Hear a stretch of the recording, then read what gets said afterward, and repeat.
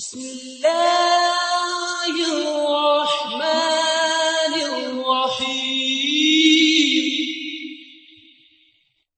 Doctor صاحب ہمارا اگلا سوال یہ ہے کہ سورت آل عمران کی آیت جو ہے 185 کل نفس ذائقۃ الموت، اس آیت کا اطلاق کیا ہر انسان پر ہوتا ہے یا پیغمبر جو انبیاء کی زندگی یا نبیوں کی زندگی اس سے مستثنیٰ ہے؟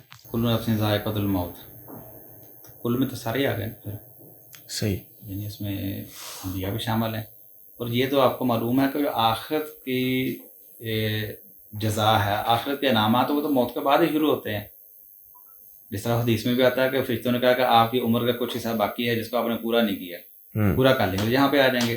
یعنی وہاں جانے کے لیے موت سے ہمکنار ہونا ضروری ہے، ٹھیک ہے نا۔ جب تک آپ زندہ تھے، دیکھیں آپ کو دور سے دکھا دیا گیا، بعثیت نبی آپ کو شہداء کے ٹھکانے بھی دکھا دیے گئے، لیکن آپ کا اپنا مقام جس کا استحقاق آپ خود رکھتے تھے تو اس میں داخلے کی اجازت نہیں دی گئی، تو اس کے لیے عمر پوری کرنا ضروری تھا۔ تو عمر اسی وقت پوری ہوتی ہے نا جب موت واقع ہو جاتی ہے۔ تو اب اس کے علاوہ بھی آپ دیکھیں کہ مشرکین مکہ جو تھے نا، وہ آپ کے قتل کی سازشیں کرتے تھے، کوششیں کرتے تھے، اس کے علاوہ بد دعائیں بھی دیتے تھے، کبھی کہتے تھے کہ جی بس یہ اس کو موت آ جائے گی تو جان چھوٹ جائے گی، ٹھیک ہے نا، یا اس طرح کی بہت ساری باتیں کرتے تھے۔ تو اللہ تعالیٰ نے فرمایا کہ وما جعلنا لبشر من قبلک الخلد افإن مت فهم الخالدون، اے نبی صلی اللہ علیہ وسلم، ہمیشگی تو ہم نے تم سے پہلے بھی کسی بشر کے لیے نہیں رکھی۔ اگر تمہیں موت آ جائے تو کیا یہ ہمیشہ باقی رہیں گے؟ یعنی یہاں بھی اللہ تعالیٰ نے بتا دیا کہ آپ کو بھی موت آئے گی، آپ کو بھی آ جائے گی تو آئے گی ان کو بھی، یہ بھی ہمیشہ نہیں رہیں گے، آپ کو بھی ان کو بھی، انک میتون وانہم میتون، اے نبی صاحب آپ نے بھی مرنا ہے، لوگوں نے بھی مرنا ہے، یعنی آپ کو تو پہلے پیشگی بتا دیا گیا تھا مرنا ہے، صحیح ہے نا۔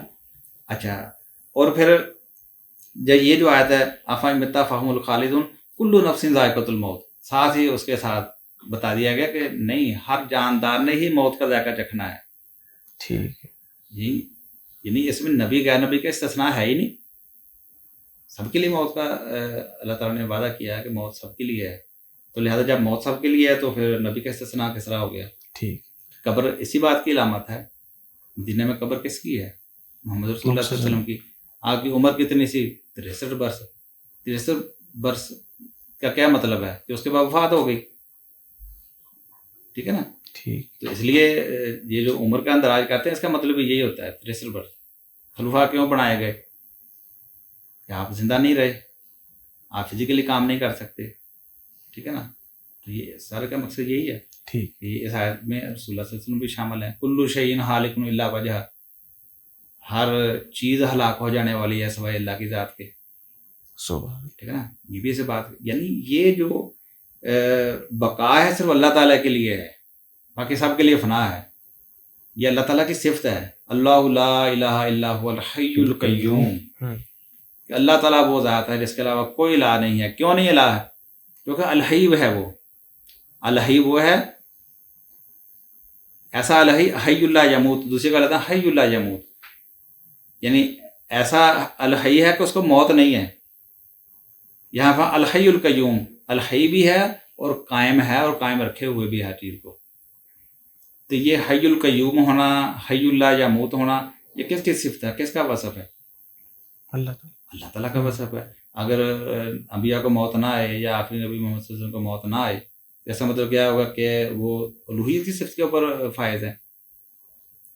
جب اللہ تعالیٰ بار بار فرما رہا ہے کہ انک میتون وانہم میتون کل نفس ذائقۃ الموت افإن مت فهم الخالدون، یعنی قرآن کے اندر کتنی واضح اور واشگاف یہ آیات موجود ہیں، اور پھر اس کے باوجود ہم اس حقیقت کا انکار کرتے ہیں۔ کس طرح کر سکتے ہیں؟ ہم مومن ہیں، مسلمان ہیں، تو سب سے پہلے قرآن کے اوپر ایمان لانا پڑے گا۔ بالکل، کتابوں کے اوپر ایمان لانے سے مراد یہی تو ہے کہ جو کتابوں کے اندر، خاص طور پہ آخری رسول صلی اللہ علیہ وسلم کے اوپر نازل ہونے والی کتاب قرآن کو مانتے ہیں، اس کو المہیمن مانتے ہیں، یہ دوسری کتابوں کے اوپر بھی نگہبان ہے، ان کے اوپر بھی حاکم ہے، یہ ان کے فیصلے بھی یہ بات قرآن کرے گا۔ تو قرآن ہمیں اس کے اوپر جب ہم ایمان کا دعویٰ کرتے ہیں تو قرآن ہمیں یہ بتا رہا ہے کہ نبی کے لیے موت کا امکان کیوں نہیں ہے۔ اللہ تعالیٰ سے فرمایا کہ آئے گی موت، اور جب آ گئی، ابو بکر صدیق رضی اللہ عنہ نے آیتیں پڑھ کے یہی ثابت کیا کہ آ گئی، جس کا وعدہ کیے گا تھا وہ آ گئی۔ عائشہ رضی اللہ عنہا یہی تو فرما رہی ہیں کہ اس وقت تک موت نہیں دی جاتی جب تک منزل نہ دکھا دی جائے، ٹھکانہ نہ دکھا دیا جائے، اور اس کے بعد انتخاب کا موقع دیا جاتا ہے۔ اور فرماتے ہیں کہ جب آپ نے اللہم رفیق الاعلیٰ کہا تو میں سمجھ گئی کہ آپ نے ہمارے بجائے اس کا انتخاب کیا ہے۔ ابو بکر صدیق رضی اللہ عنہ رونا شروع ہو گئے، ان کو سمجھ لگ گئی کہ اللہ کے اس بندے نے جو اللہ کے پاس تھا اس کا انتخاب کر لیا ہے۔ کبھی بھی ہم گمان بھی نہیں آیا تھا کہ آپ موت سے ماورا ہیں، یا آپ کے لیے بھی انہوں نے کبھی سوچا بھی نہیں تھا آپ حی اللہ یا موت ہو سکتے ہیں یا حی القیوم ہو سکتے ہیں، وہ صرف اللہ تعالیٰ کی ہے۔ ٹھیک ہے نا۔ اور یہ دین میں رکھیں کہ اللہ تعالیٰ کے انعامات پانے کے لیے یہ موت کا جو دروازہ ہے نا، اس کو پار کرنا ضروری ہے۔